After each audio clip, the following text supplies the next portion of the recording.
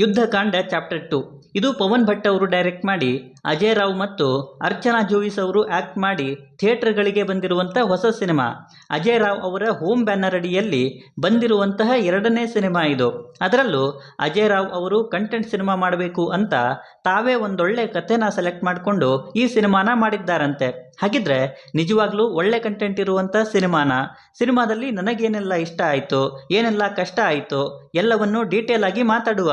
ಅದಕ್ಕೂ ಮುಂಚೆ ಚಾನಲ್ಗೆ ಹೊಸಬರಾಗಿದ್ದರೆ ಚಾನಲನ್ನು ಸಬ್ಸ್ಕ್ರೈಬ್ ಮಾಡಿಕೊಂಡು ವಿಡಿಯೋ ಇಷ್ಟ ಆದರೆ ಒಂದು ಲೈಕ್ ಕೊಟ್ಟು ವಿಡಿಯೋನ ಕಂಪ್ಲೀಟಾಗಿ ನೋಡಿ. ಇಲ್ಲಿನ ಸ್ಟೋರಿ ಲೈನ್ ಕಡೆಗೆ ಬಂದರೆ, ಭರತ್ ಈಗ ತಾನೇ ಗ್ರ್ಯಾಜುಯೇಷನ್ ಮುಗಿಸಿ ದೊಡ್ಡ ಲಾಯರ್ ಆಗಬೇಕು ಅಂತ ಬಂದಿರ್ತಾನೆ. ಆ್ಯಂಡ್ ಆ ಟೈಮಲ್ಲಿ ಅವನಿಗೆ ಒಂದು 6 ವರ್ಷದ ಹುಡುಗಿಯ ರೇಪ್ ಕೇಸ್ ಬರುತ್ತೆ.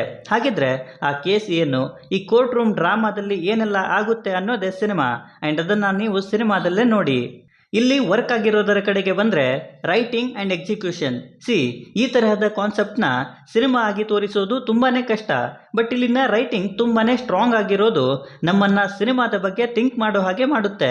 ಲಿಟ್ರಲಿ ಕೆಲವು ಇನ್ವೆಸ್ಟಿಗೇಷನ್ ಸೀಕ್ವೆನ್ಸಸ್ ಆ್ಯಂಡ್ ಕೋರ್ಟಲ್ಲಿ ಆಗುವಂತಹ ಕನ್ವರ್ಜೇಷನ್ಸ್ ಅಲ್ಲಿ ರೈಟಿಂಗ್ ಟಾಪ್ ನಾಚಲ್ಲಿ ಇದ್ದಿದ್ದು ಸಿನಿಮಾದ ಪ್ಲಸ್ ಪಾಯಿಂಟ್ ಅಂತಲೇ ಹೇಳ್ಬೋದು.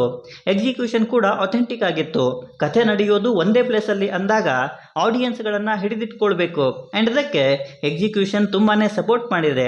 ಅಲ್ಲಲ್ಲಿ ಸಾಧ್ಯ ಆದಷ್ಟು ಬ್ಯಾಕ್ ಡ್ರಾಪ್ಸ್ನ ಇಟ್ಟಿದ್ದಾರೆ. ಇದರ ಮೂಲಕ ಒಂದು ಸೀರಿಯಸ್ ವಿಷಯನ ಸ್ಟ್ರಾಂಗ್ ರೈಟಿಂಗ್ ಮತ್ತು ಎಕ್ಸಿಕ್ಯೂಷನಿಂದ ಪ್ರಾಪರ್ ಆಗಿ ತೋರಿಸಿರೋದು ವರ್ಕ್ ಆಗಿದೆ ಅಂತಾನೆ ಹೇಳ್ತೀನಿ.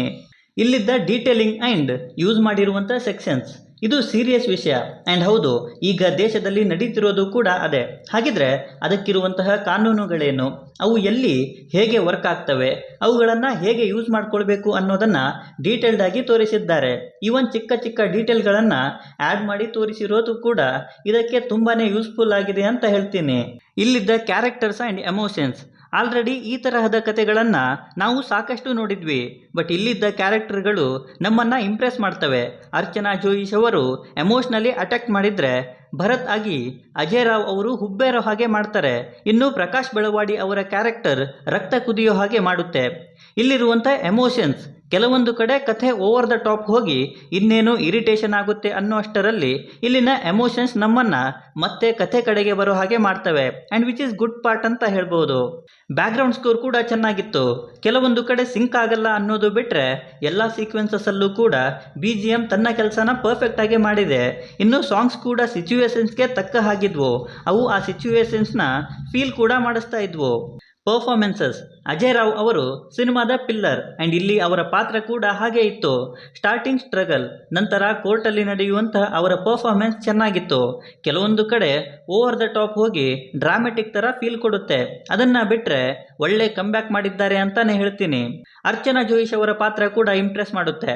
ತುಂಬಾ ಎಮೋಷ್ನಲ್ ಆ್ಯಂಡ್ ರಿವೆಂಜ್ನ ತೋರಿಸುವಂಥ ಪಾತ್ರ. ಆ್ಯಂಡ್ ಅವರು ಕೂಡ ಅದನ್ನು ಅಷ್ಟೇ ಅಥೆಂಟಿಕ್ ಆಗಿ ನಿಭಾಯಿಸಿದ್ದಾರೆ. ಇನ್ನುಳಿದ ಹಾಗೆ ಪ್ರಕಾಶ್ ಬೆಳವಾಡಿಯವರು, ನಾಗಾಭರನ್ ಅವರು ಸಹ ಅವರ ಪಾತ್ರಗಳನ್ನು ಚೆನ್ನಾಗಿ ನಿಭಾಯಿಸಿದ್ದಾರೆ. ಇನ್ನು ವರ್ಕ್ ಆಗದೆ ಇರೋದರ ಕಡೆಗೆ ಬಂದರೆ ಕೆಲವು ಸೀಕ್ವೆನ್ಸಸ್ ತುಂಬಾ ಡ್ರಾಮೆಟಿಕ್ಕನ್ನು ಮೀರಿ ಬಿಹೇವ್ ಮಾಡ್ತವೆ. ಇದನ್ನು ಟ್ರೇಲರಲ್ಲೇ ನಾನು ಅಬ್ಸರ್ವ್ ಮಾಡಿದ್ದೆ. ಈ ಒಂದು ಸಿನಿಮಾದಲ್ಲಿ ಅಂತಹ ಸೀಕ್ವೆನ್ಸಸ್ ಜಾಸ್ತಿನೇ ಇದ್ದಾವೆ. ಸೊ ಅವು ಕೆಲವರಿಗೆ ಪ್ರಾಬ್ಲಮೆಟಿಕ್ ಅನ್ನಿಸಬಹುದು. ಸರ್ಪ್ರೈಸಿಂಗ್ಲಿ ಅಜಯ್ ರಾವ್ ಅವರ ಡೈಲಾಗ್ ಡೆಲಿವರಿ ಕೂಡ ತುಂಬಾ ಓವರ್ ದಿ ಟಾಪ್ ಅಂತ ಅನ್ನಿಸ್ತಾ ಇತ್ತು. ಲಿಟ್ರಲಿ ಅವರು ಕಂಟ್ರೋಲಲ್ಲೇ ಇರಲಿಲ್ಲ ಕೆಲವೊಂದು ಕಡೆ. ಅದರ ಮೇಲೆ ಸ್ವಲ್ಪ ಕೆಲಸ ನಡಿಬೇಕಿತ್ತು ಅನ್ನೋದು ನನ್ನ ಅನಿಸಿಕೆ. ಸೊ ಓವರಾಲ್ ಆಗಿ ಇದೊಂದು ಗುಡ್ ಟು ವಾಚ್ ಅಂತ ಹೇಳ್ತೀನಿ.